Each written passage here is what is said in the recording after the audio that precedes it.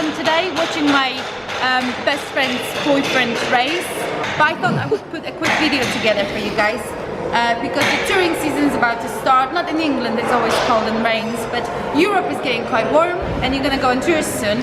So I'm gonna share my touring favorites with you. I have four things, 2 gloves and 2 boots here to show you.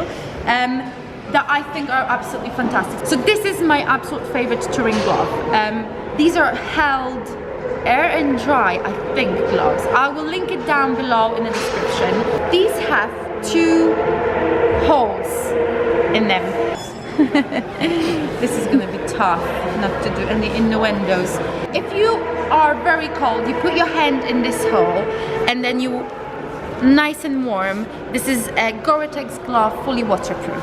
If you're not that cold, you put your hand in here and then the top of your hand is nice and warm, but this is actually kangaroo leather palm, so this is nice and thin.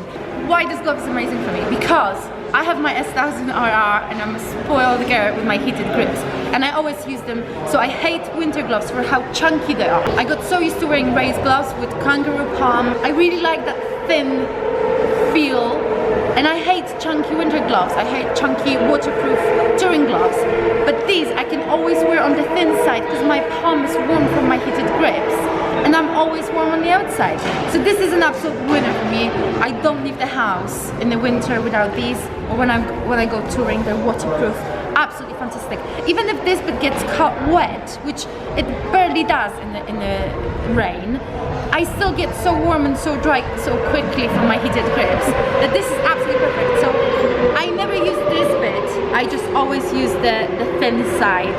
So I'm warm on the outside and on the inside I have the nice feel of a race glove. So these are absolutely fantastic. They're also not too expensive and they look like a race glove. They look cool. I mean, once you start wearing race gloves, everything else just looks like a massive chunky gardening glove and I don't like that look. And these look still really cool.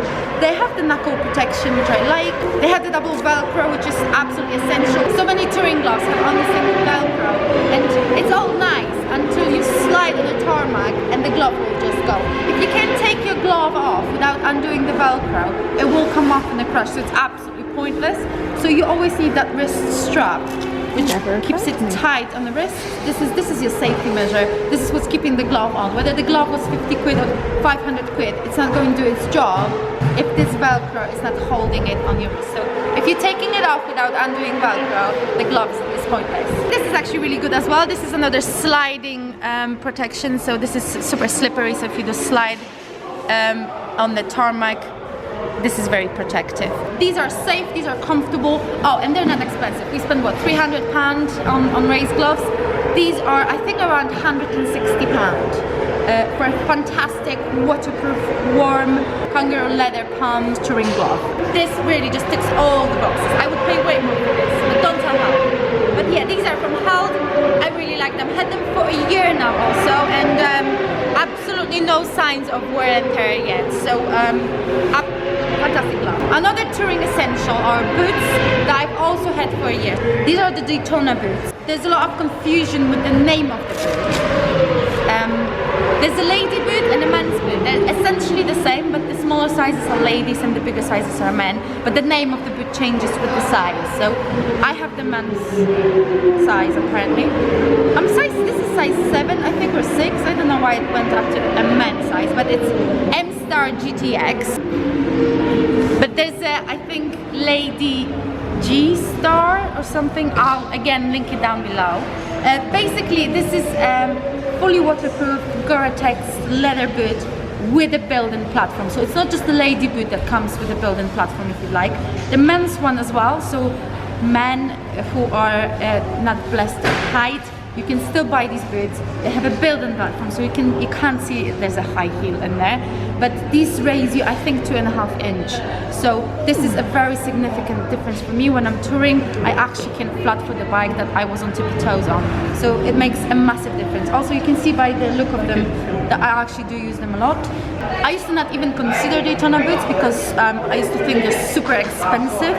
But They're not that expensive. These are actually around £300. Again, I will link it down below, but £300 for boots that last a really long time, are fully waterproof and so comfortable.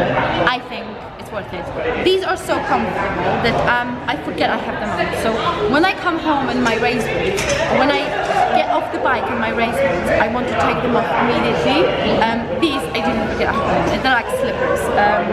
It's super warm in the winter. I've ridden in snowy conditions in them. I've also ridden in a hot summer in them, so they're also breathable. You can use them all year round, which you can't say about a lot of boots out there. There are either summer boots or winter boots. These tick all the boxes for all the seasons, all the temperatures. Also, I have quite light calves. I've done a lot of dancing in my life, so my calves are actually quite thick. I put these on top of my leathers, which have built-in shin protection, so I need them quite wide. These have double Velcro situation here, so basically you undo this Velcro, adjust it where you want it to be, and then all you do is undo this zip and that zip. First you zip up here, do the Velcro, then you do zip this and Velcro, and that's it. So this is your adjustment here. I can wear these over my race leathers with the built-in shin protection, so they're white leather calves. Or I wear these underneath my textiles, and then you can make them really thin and fit your textiles over them. Super flexible these boots are, and I really do love them. The only problem I have is my stupid race rear set. The footback has ruined the N in the Daytona. I'm really sad about it. But these are not meant for race pegs and race rear sets, which mine are really harsh and really grippy, so these will grip too much to them. If you use these touring boots on normal touring bike with normal rear sets, it's not going to happen. Plus it's really not a problem, it's not a damage to actual shoe. It's just the logo is a little bit damaged. You need to know one thing about these. You should be wearing technical socks with them. It's basically about the absorbing the moisture and giving it back or not giving it back. Somehow the sock works really well with the shoe. Because gore-tex is about breathability, and the sock has to then continue that, I think. I might be talking utter rubbish, so don't quote me on that. But if you invest in the boots, invest in the socks. They're super comfortable too. So these are my touring essentials. Star GTX boot and the held double hole gloves. Fantastic for touring. I'm never gonna wear anything else. See, put them on me. Is he sexy? Does he smile? Is he aware? Should I get his number? No. I'm so lonely. Okay, that's it. Yeah? Yeah. Is that right? Yeah, it's good. Selfie. Go on, do a sexy pose. Strike a pose.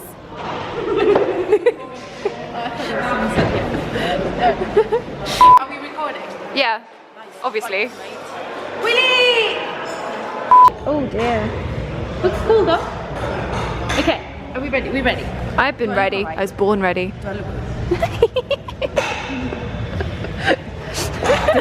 I've missed you so much.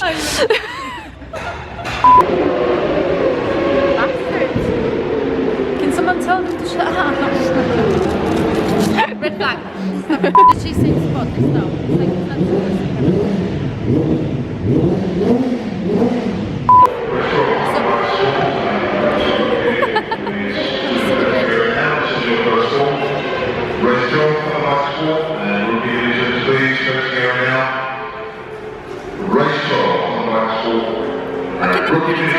I had my hearing tested because I can never say what people are saying. I know they're saying something, but I don't know what. Turns out my hearing is absolutely perfect, just my brain doesn't recognize words. Fantastic. Thank you, sir. There's no cure for that. These are... What's going on? Bye bye, crop top. It really highlights his bum. Glove. That is so versatile. I just can't do it. I can't go on like this. I'm not used to these working conditions. You bastard. And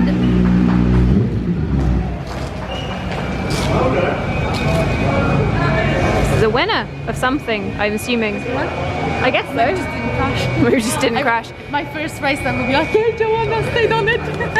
You came last, but you didn't die. I was like, you stayed on. You didn't fall off.